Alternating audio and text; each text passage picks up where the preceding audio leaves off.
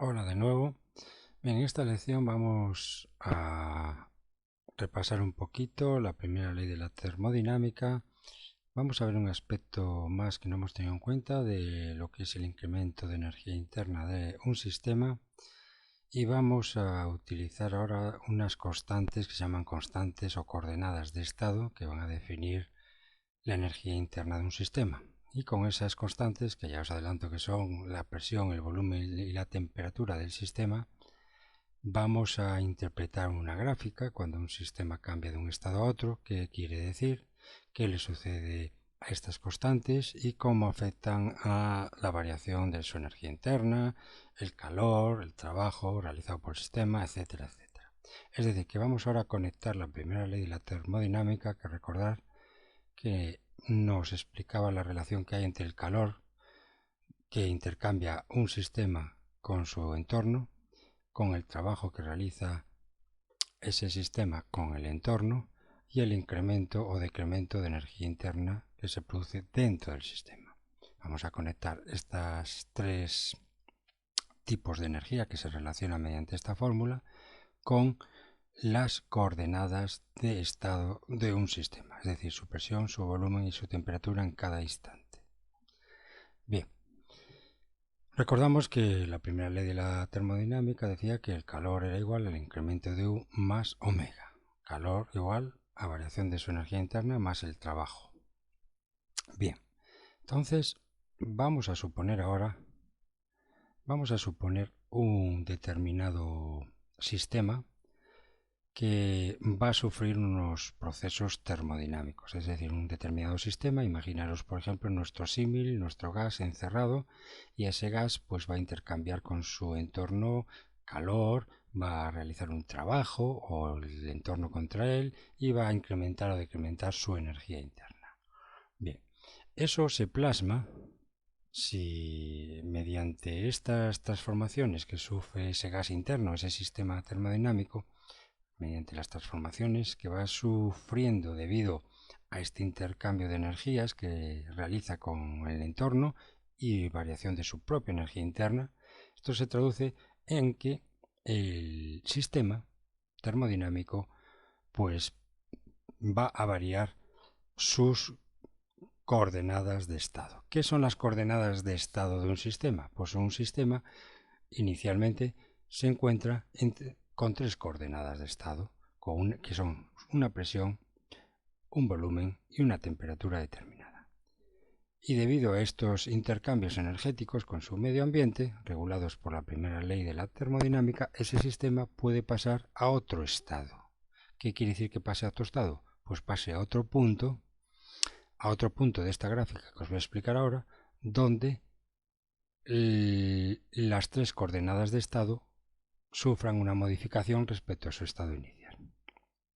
Veis aquí un ejemplo. Si representamos en una gráfica, en el eje X representamos el volumen de ese sistema termodinámico en cualquier instante y la presión instantánea que tiene, pues estamos representando dos constantes o coordenadas de estado.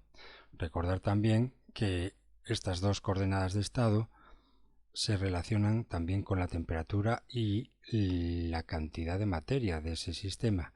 Por ejemplo, en un caso muy particular de un gas ideal, si recordáis, en un gas ideal la presión y el volumen en un instante determinado de nuestro sistema termodinámico se van a relacionar con la temperatura y el número de moles. Esto ocurre en los gases ideales, por ejemplo, ¿no? En definitiva, presión, volumen y temperatura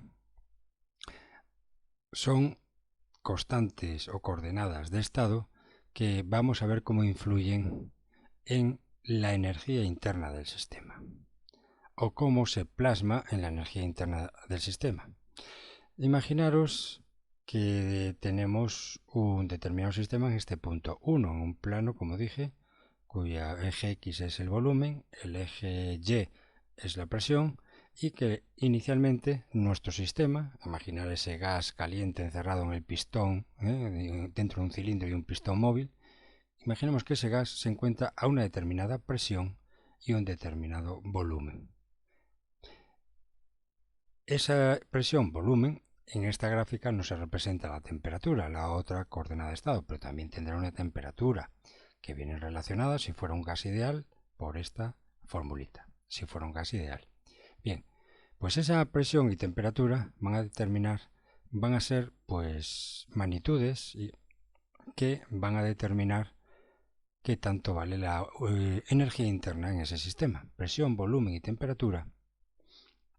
Presión, volumen, temperatura y también la masa, o número de moles, van a determinar qué tanto vale la energía interna en ese punto 1. Imaginemos que ese sistema se somete a un intercambio de calor y trabajo con el medio ambiente regulado por nuestra primera ley de la termodinámica. Incremento de U es igual a Q menos omega. De esa forma, si suministra o cede una cantidad de calor y si realiza una cantidad de trabajo contra o a favor del entorno, pues se va a producir una variación de la energía interna, como ya sabemos todos, regulados por esta primera ley de la termodinámica. ¿Qué ocurrirá a sus coordenadas de estado? ¿Qué le ocurrirá a la presión, al volumen y a la temperatura? Si consideramos una masa fija, no tocamos el número de moles, pues que su presión, volumen y temperatura pueden variar, o una constante de estado u otra constante de estado, o dos, o las tres, pueden variar debido a ese intercambio energético de calor y trabajo. Y entonces es lo que se representa en esta gráfica. En esta gráfica, por ejemplo, representamos, pues, por ejemplo, este camino que veis aquí, de 1 a 2, sería un camino que va a ir recorriendo nuestro sistema termodinámico mientras va absorbiendo calor o cediéndolo y realizando un trabajo o en contra o a favor del sistema. Mientras está habiendo este intercambio energético con el entorno, el estado de este sistema va a pasar del estado 1 al estado 2. Quiere decir que va a pasar de un estado que tendrá una determinada presión, que en este caso es P1, y un determinado volumen, que es V1, a otro punto diferente, a otro estado distinto, en el cual su presión es distinta, va a ser P2 en este ejemplo, y su volumen V2.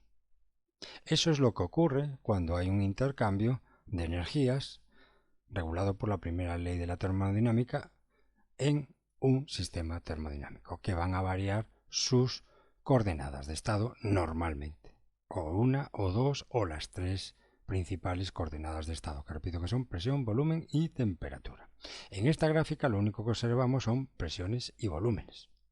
Muy bien, entonces, un aspecto importante de la energía interna, un principio importante que se observa experimentalmente es el siguiente, y es que si el sistema pasa de un estado 1 a un estado 2, varía su energía interna.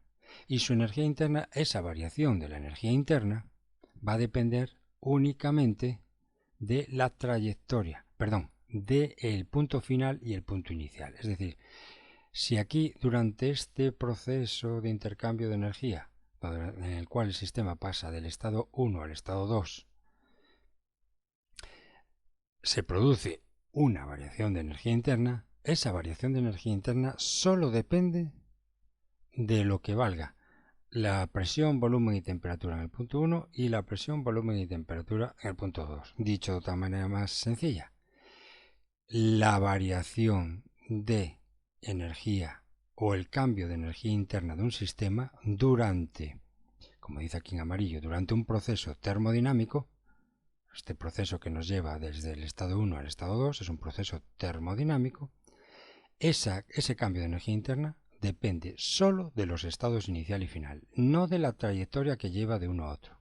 Es decir, que si pasamos del estado 1 al estado 2, estado 1 con una presión P1 y un volumen V1, al estado 2 con una presión P2 y V2, si ese es su estado final 2 y este es su estado inicial 1, la variación de la energía interna va a depender solo de esos dos estados, el inicial y el final, no de los estados intermedios que haya sufrido por los que vaya pasando el sistema. Depende solo de los valores de presión, volumen y temperatura en el punto 1 y de los valores de presión, volumen y temperatura en el punto 2, a efectos de que tanto cambia su energía interna. Entonces ya tenemos aquí dos cosas, dos enfoques del cambio de energía interna. Un enfoque viene dado por la primera ley de la termodinámica y otro enfoque que está totalmente relacionado con este, y otro enfoque que es que el cambio de energía interna a su vez depende solamente del estado inicial del sistema y del estado final. Y además otro aspecto más que dice aquí la última fase, no de la trayectoria que lleva de uno al otro. Quiere decir que si nuestro sistema pasa del punto 1 al punto 2 siguiendo otros caminos distintos en lo que a presión y volumen se refiere, es decir, imaginar que sigue el camino de 1 a 3 y luego de 3 a 2 y termina en 2 también, o que sigue otro camino de 1 paso al punto 4, disminuyendo como veis aquí la presión, por ejemplo, y del 4 paso al 2, aumentando el volumen y manteniendo la presión fija, termino también en 2, la variación de la energía interna que ha sufrido el sistema para pasar de 1 a 2 va a ser la misma en este camino tercero que en el camino primero o que en el camino segundo. Sea cual sea el camino que lleva el sistema desde el punto 1 hasta el punto 2, va a producir finalmente un cambio de energía total interna, energía interna del sistema, constante, igual. ¿Por qué? Porque el cambio de energía interna de un sistema solo depende del punto final y del punto inicial. Y esto ahora lo vamos a practicar en ejercicios. Vamos a manipular ahora también esta gráfica. Vamos a manipular también la primera ley de la termodinámica, cómo se conjuga con esta gráfica, para que lo veáis un poquito más claro. Y vamos a aplicar estos principios teóricos muy importantes.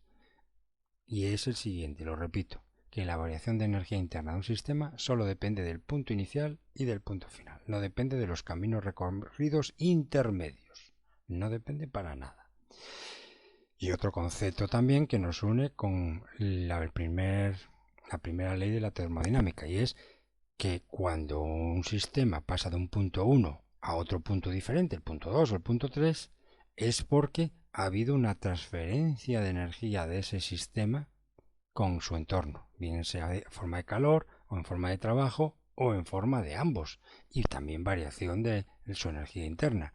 Y estos tres conceptos energéticos vienen regulados por la primera ley de termodinámica.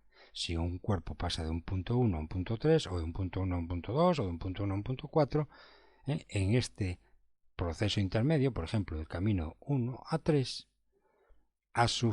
se ha producido debido a un intercambio de energías del sistema en forma de calor o trabajo con el entorno. Y además también produciéndose un cambio de energía interna porque he cambiado los puntos, he cambiado los estados.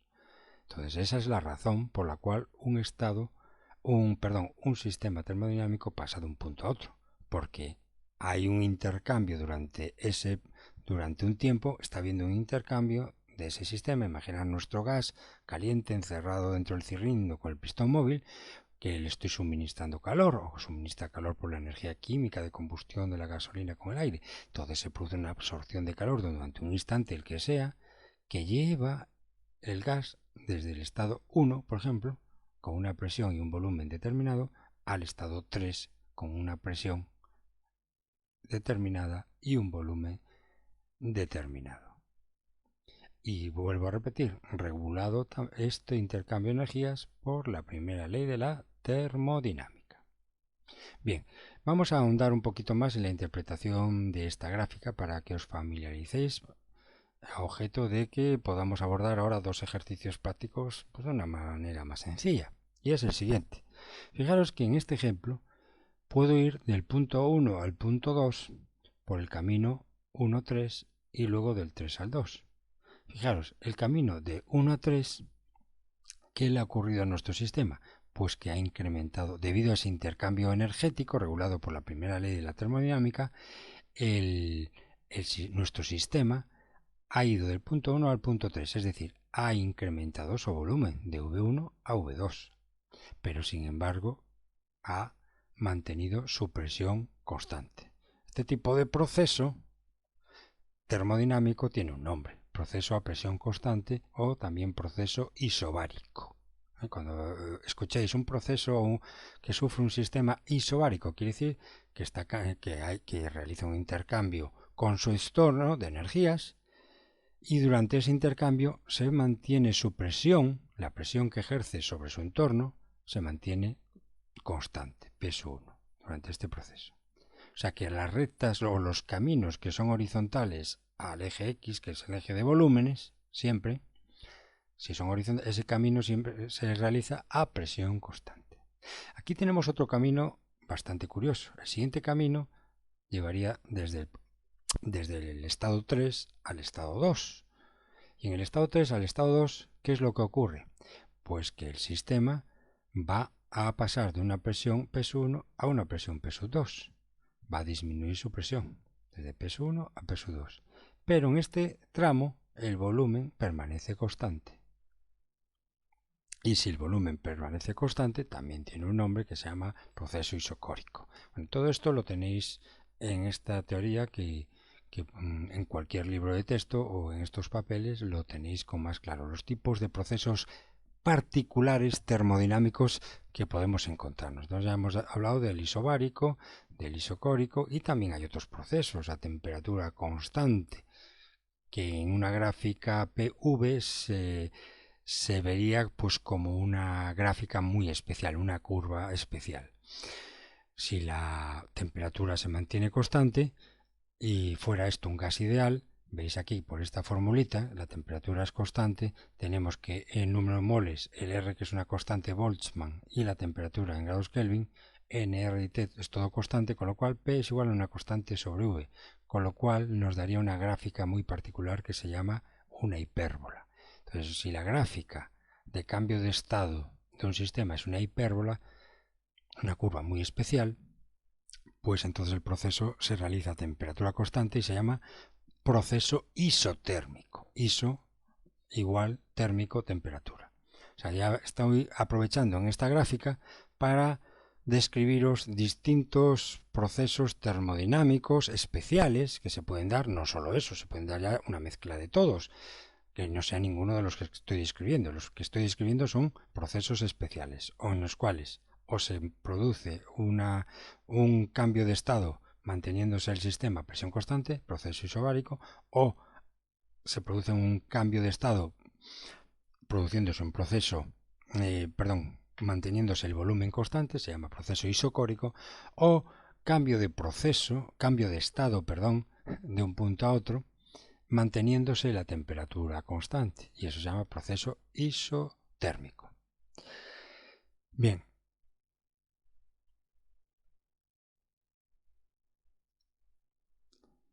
También existen otros procesos especiales, procesos termodinámicos, como por ejemplo un proceso adiabático. Un proceso adiabático es un proceso que se produce, un cambio de estado, durante el cual nuestro sistema termodinámico no intercambia calor con su entorno, ni lo recibe ni lo da. Entonces, cuando no hay intercambio de calor, el proceso se llama, como os he dicho, adiabático. Y eso sí que no viene expresado gráficamente en una gráfica PV.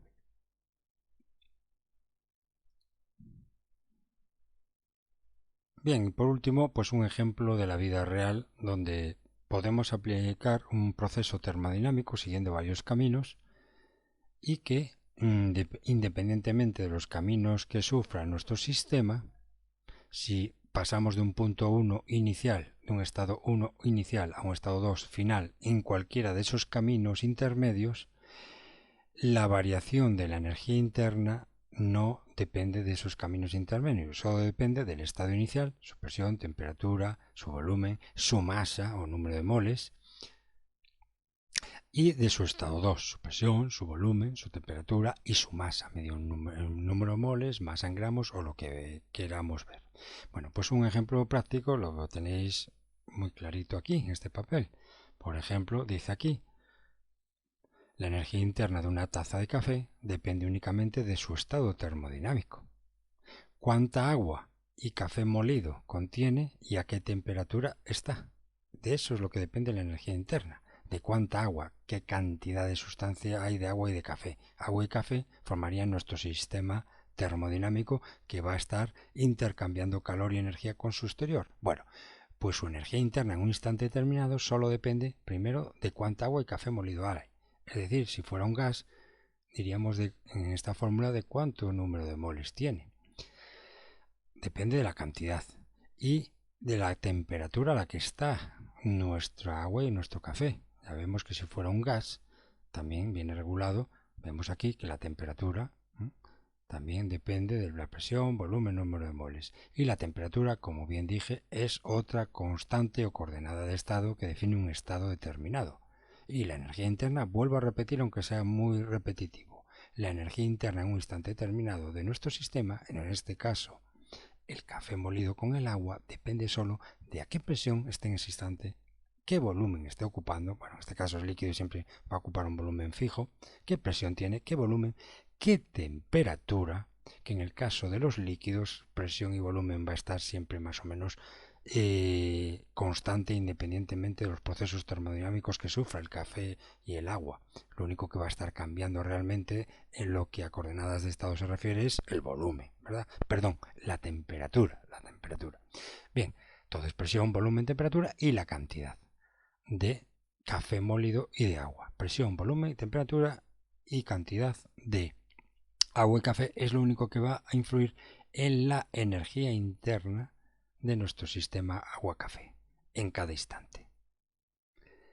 No depende de cómo se preparó el café, es decir, no depende de la trayectoria termodinámica que llevó a su estado actual. Inicialmente estaba en un estado, se calentó el agua y el café, imaginaos que estábamos en el punto 1, se calentó, se le proporcionó energía en forma de calor externa por microondas o una estufa y pasó a otro estado. Vamos a imaginar que pasa del 1 al 2, pasó a otro estado diferente, pero podría haberse pasado a ese mismo estado de temperatura, en este caso, de una temperatura a otro, porque la presión y volumen en los líquidos pues apenas varían. Entonces pasaría de un estado 1 a un estado 2 con cambio de temperatura. Y si realizáramos el calentamiento del café siguiendo otros caminos diferentes, pero termino en el punto 2, pues la energía interna de nuestro café molido va a ser la misma. O sea que no depende de cómo se ha preparado y se ha calentado esa agua y ese café molido.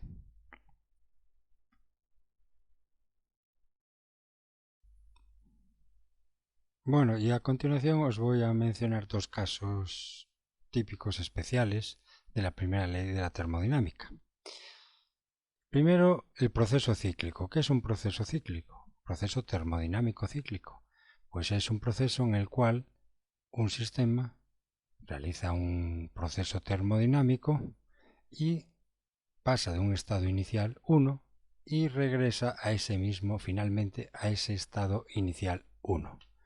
Si recordáis la gráfica PV que hemos visto antes, esta que tenéis aquí arriba, eso equivaldría a un proceso cíclico, pues podría ser el proceso que lleva el sistema de 1 a 3, a continuación de 3 a 2, de 2 a 4 y de 4 a 1. Todo este proceso termodinámico hemos iniciado en el punto 1 y hemos finalizado después de 1, 2, 3, 4 procesos termodinámicos, hemos finalizado en el mismo punto inicial. Entonces, este proceso termodinámico, en forma de trayectoria cuadrada o rectangular, en este caso, pues sería un proceso cíclico, porque regresamos al mismo estado. De un estado inicial 1, regresamos al mismo estado inicial 1. El estado final es igual al estado inicial. Bueno, y en un proceso termodinámico cíclico, ¿qué ocurre al calor neto? ¿Qué le ocurre al trabajo neto realizado? ¿Y qué le ocurre a la variación o variación de la energía interna neta que sufre el sistema? Cuando realizamos todo ese proceso termodinámico y vamos del punto 1 y regresamos al punto 2, ¿qué le ocurre al calor neto? ¿Qué le ocurre al trabajo neto? ¿Y qué le ocurre a la variación de la energía interna de nuestro sistema termodinámico, que ha sufrido ese proceso cíclico? ¿Qué le ocurre? Bueno, pues muy fácil. Si regresamos al mismo estado, ya lo dije antes, si la variación de la energía interna del sistema depende del punto inicial, del estado del punto inicial 1 y del estado del punto final 2, y si ese punto 1 inicial y el punto 2 final coinciden, ¿qué quiere decir? Que la energía interna del sistema final es igual a la energía interna del sistema inicial, porque hemos regresado al mismo punto, con la misma presión, volumen, temperatura, cantidad de sustancia. Entonces hemos regresado al mismo estado inicial. Las energías internas no han cambiado y por tanto el incremento de U, que es la diferencia de U2 menos U1, es cero. Este incremento es cero. Y si esto es cero, en la primera ley de la termodinámica nos dice entonces que el calor es igual al trabajo. Es decir, que durante un proceso cíclico, podemos verlo así, todo el calor neto suministrado o cedido finalmente por el sistema para realizar ese proceso termodinámico se va a invertir en trabajo neto contra o a favor del entorno, o al revés, todo el trabajo neto que se produce durante ese proceso cíclico contra el sistema o a favor del entorno se va a traducir íntegramente en o absorción o cesión de calor, ya depende de cada caso. O sea que Q es igual a omega. Y un segundo caso también especial es el sistema aislado. Un sistema aislado es un sistema termodinámico que no realiza trabajo sobre su entorno ni intercambia calor. Si no realiza trabajo, si no realiza intercambio de calor con el entorno, ni realiza trabajo con el entorno, quiere decir que tanto omega como Q, en nuestra fórmula de la primera ley termodinámica, tanto omega como Q valen cero. Y si valen cero, pasado esto a nuestra primera ley de la termodinámica, 0 vale Q, 0 es omega, el incremento de energía interna del sistema aislado, de ese sistema aislado, que no intercambia ni calor ni trabajo con su entorno, el incremento de energía interna sale cero. Y si el incremento de energía interna es cero, quiere decir que la energía final es igual, la energía interna final es igual a la energía interna inicial. Entonces, la característica fundamental de un sistema aislado es que su energía interna, la energía interna de ese sistema aislado, se mantiene siempre constante. Esto es un ejemplo muy parecido a este sistema aislado ideal, pues sería el de un termo, donde introducís agua caliente, lo cerráis, y entonces ese termo, debido a que está aislado del aire, de su medio ambiente, por unas paredes de las cuales está fabricado ese termo, que son unas paredes aislantes térmicos, esos aislantes térmicos que constituyen la pared interior de ese termo, lo que permiten es que el agua caliente no ceda calor al exterior y por supuesto tampoco trabajo, pues está todo cerrado y sobre un recipiente sólido que no se va a expandir ni contraer, por lo tanto no hay trabajo contra el entorno. Por tanto, ese sería el ejemplo más parecido, a un sistema aislado. El sistema aislado que constituye esa agua caliente que introduzco dentro de un termo con paredes aislantes. Por supuesto que esto es ideal, porque no existe ningún aislante térmico perfecto, ¿no?, en la naturaleza ni construido artificialmente. Entonces, el sistema aislado que estamos aquí describiendo es un sistema aislado teórico y muy ideal. Y aquí tenéis un ejemplo bastante ilustrativo de proceso cíclico. Y es, por ejemplo, lo que nos ocurre durante todo un día completo a nuestro cuerpo. Consideramos nuestro cuerpo como un sistema termodinámico. Todos los días nuestro cuerpo, nuestro sistema termodinámico, considerado todo nuestro cuerpo, realiza un proceso termodinámico cíclico, como el que se muestra en esta figura. Sueño, dormimos 8 horas, realizamos un trabajo para poder respirar, tomamos el desayuno, nos administra calor, pero como seguimos respirando y realizando actividad física, estamos realizando un trabajo contra el entorno. trabajo matutino, seguimos realizando trabajo. En el almuerzo, pues seguimos respirando, realizando funciones metabólicas que requieren trabajo y actividad física, si nos movemos mientras almorzamos, claro. Y al almorzar, pues aportamos calorías por nuestros alimentos, o sea, una absorción de calor, etc. En diferentes actividades del día vemos que hay suministros de calor y realización de... En resumen, se agrega calor metabolizando alimento y el cuerpo realiza un trabajo neto durante todo el día al respirar, al caminar y al efectuar otras actividades físicas. Si volvemos al mismo estado al final del día, pues entonces nuestra energía interna, la variación o el cambio neto de nuestra energía interna, de nuestro cuerpo, va a ser cero. Y entonces, ¿qué querrá decir esto? Que todo el calor neto administrado durante todo el día, absorbido durante todo el día y el cedido, porque hablamos ya de calor neto, diferencia entre absorbido y cedido, el calor neto Q intercambiado con nuestro entorno, por nuestro cuerpo, va a ser igual al trabajo neto realizado durante todo el día.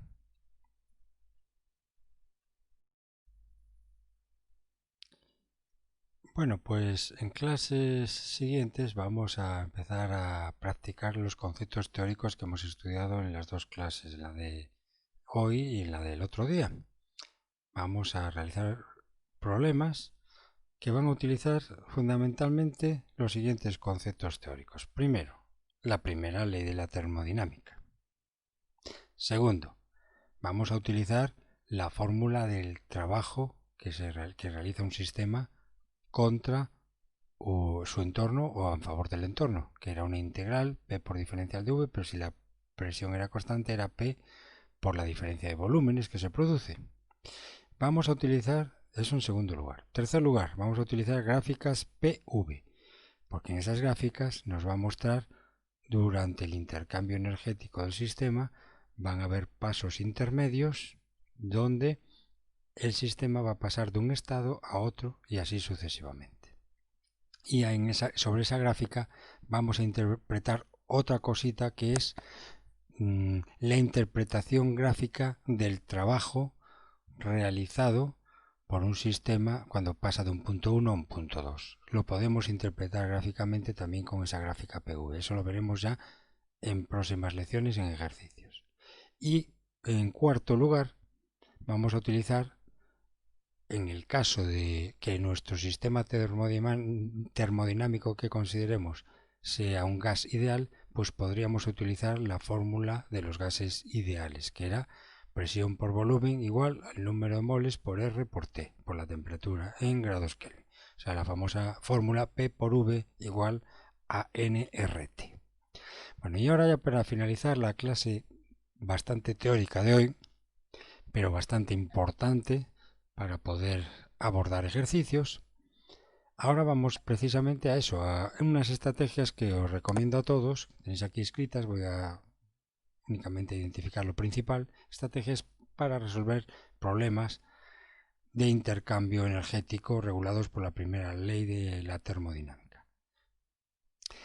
Aquí en estos ejercicios lo que vamos a ver son situaciones donde van a haber cambios de energía interna del sistema por realizarse flujo de calor hacia o desde un sistema a su entorno y de trabajo efectuado por o sobre el sistema, desde el entorno. Bien, ¿cómo planteamos el problema? Pues aquí están los pasos que os recomiendo. Primero hay que definir cuidadosamente el sistema termodinámico. Por ejemplo, en el caso del gas que se calienta por reacción química de la gasolina y el aire dentro de un cilindro, de un pistón, de un carro o de un coche, pues el sistema termodinámico de estudio, donde vamos a realizar los cálculos, pues tenemos que definirlo claramente. Y en este caso, pues lo más probable es que definamos como sistema que aislamos del resto del mundo al gas caliente que se produce después de esa reacción química. Gas caliente encerrado dentro de ese cilindro. Bien. A continuación, ahí van a haber problemas donde van a haber varios pasos. Pensar en la gráfica PV, donde pueden haber varios tramos, del punto 1 al punto 2, del punto 2 al punto 3, del punto 3 al punto 4 y del punto 4 regreso al punto 1. Por ejemplo, si nos tratamos de un proceso cíclico, que representaría una gráfica, una curva que se encierra cerrada, una curva cerrada en un plano PV, presión, volumen. Bien, entonces hay que identificar cuál es el estado final e inicial del cuerpo, sobre todo para saber si ha variado su energía interna neta o no ha variado. Entonces hay que identificar dónde comienza el proceso termodinámico y dónde finaliza, independientemente de los pasos intermedios que se puedan producir en el camino. Después, importante, si tenemos varios pasos de transformación termodinámica, si tenemos varios pasos, pensar de nuevo en la gráfica aquella cuadrada, en el gráfico presión-volumen. Era un rectángulo, ¿verdad? Entonces habían varios caminos, ¿verdad? Por ejemplo, para ir al punto 1 o el 2 se podían realizar dos caminos, o una curva directa, u otros dos caminos, en fin. Si hay varios caminos de transformación termodinámica, que se traducen en una gráfica presión-volumen, ¿cómo? Pues con varias curvas distintas, varios tramos de curvas distintas. Cada tramo de curva va a ser un paso en nuestro proceso termodinámico. Pues en cada paso de ese proceso termodinámico vamos a aplicar la primera ley. Vamos a ver en ese paso termodinámico la primera ley de la termodinámica. Me explico.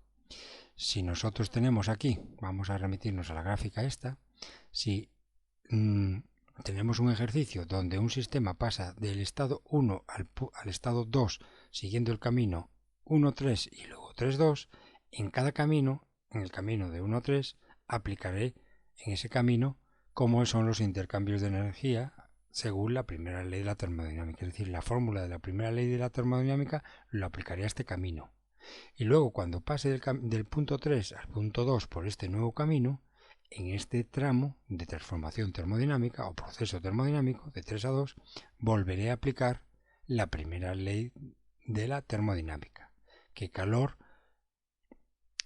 se intercambia, qué trabajo se intercambia y qué energía interna varía del punto 3 al punto 2? Muy bien, en este punto nos indica las fórmulas que vamos a utilizar típicas, pero ya las he citado al principio. Una es la fórmula de la primera ley de la termodinámica y otras fórmulas que podemos utilizar son el trabajo efectuado durante un cambio de volumen. Recuerden, trabajo es igual a la integral de la presión por diferencial de V en su forma general, y si la presión se mantiene constante, el trabajo para ir de un punto 1 al punto 2 va a ser igual a la presión constante que multiplica al incremento o disminución de volumen, V2 menos V1. Y la otra ecuacióncita que podemos también utilizar, todo depende del caso, si estamos hablando de un gas ideal en nuestro sistema, pues podemos utilizar, como ya dije, la fórmula de los gases ideales, que es P por V igual a nRT. Muy importante la consistencia de las unidades también.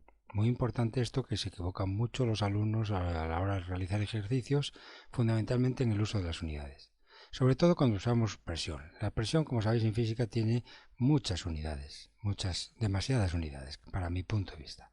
Bien, entonces recordar que si la presión la medimos en pascales y el volumen está en metros cúbicos, entonces el trabajo realizado debe estar en joules. Esto fundamentalmente se aplica para la fórmula que os acabo de decir, la del trabajo a presión constante, trabajo igual a presión por diferencia de volúmenes. En esa fórmula la presión debe estar en pascales y el volumen en metros cúbicos. Tengan a mano siempre a la hora de realizar ejercicios las conversiones de unidades de presión, o sea, pasar de atmósferas a pascales, a milímetros de mercurio, etcétera, etcétera. Tengan una tabla de conversión preparadita para no tener que atorarse en un ejercicio por no saber hacer la conversión de unidades de presión. Bien, la capacidad calorífica se da en calorías, igual que el calor específico, si lo sabéis. También se puede dar en joules. Y aquí nos recomienda que para los ejercicios convertamos siempre la capacidad calorífica o el calor específico a joules. Bueno, todo depende del tipo de ejercicio y los datos que nos den. Otra cosita de fórmulas es el número de moles. Y el número de moles de química, ya sabéis que el número de moles es una medida de la cantidad de la cantidad de sustancia que forma en este caso, en este mundo, nuestro sistema termodinámico. Tiene una masa y esa masa se puede medir en gramos, en kilogramos o bien en moles. Y si nos dan en moles o si nos dan la masa en gramos, pues se puede, o en kilogramos, se puede pasar fácilmente la masa de en kilogramos o gramos a número de moles por esta formulita, que es el número de moles es igual a la masa total dividido entre la masa molar. Y hay que tener muy en cuenta aquí las unidades de la masa molar y las unidades de la masa, que cuadren, que sean coherentes para que al final el resultado final me den moles. Ya sabemos otro concepto que es aplicable a los ejercicios. El cambio de energía interna en un sistema ya sabemos que es independiente de la trayectoria. Depende solo del estado final e inicial. Esto es importante para algunas preguntas que nos pueden hacer en los ejercicios. Y ya para finalizar, si un proceso consta de varios pasos discretos, suele ser útil graficar y tabular. Graficar y tabular. O sea, en cada paso, pues es útil levantar una tabla donde pongamos en una columna calor, en otra columna el trabajo y en otra columna la variación de energía interna para ese tramo de proceso termodinámico. Que a lo mejor el proceso termodinámico total puede constar de varios tramos. Entonces, tramo por tramo, vamos aplicando la primera ley de la termodinámica y de esa manera vamos calculando estas tres cantidades de energía en cada tramo. Y es conveniente ir tabulándolas. Las cantidades de calor, trabajo y variación de energía interna, en cada tramo es conveniente tabularlas en distintas columnas dentro de una tabla. Y por último, es importante esto y lo vuelvo a recordar. Recordar que en la fórmula de la primera ley de la termodinámica, el calor y el trabajo y la energía y la variación de la energía interna tienen signos positivos o negativos. Y eso ya lo hemos estudiado, la regla de los signos. Y hay que utilizarlos muy rígidamente en la fórmula que hemos estudiado de la primera ley de la termodinámica. Si nos equivocamos en los signos, el ejercicio va a estar mal. Muy bien, pues un saludo y en la siguiente clase ya empezaremos a practicar ejercicios con todos los conceptos teóricos de termodinámica que hemos estudiado y aplicando fundamentalmente la primera ley de la termodinámica. Un saludo y hasta la próxima clase.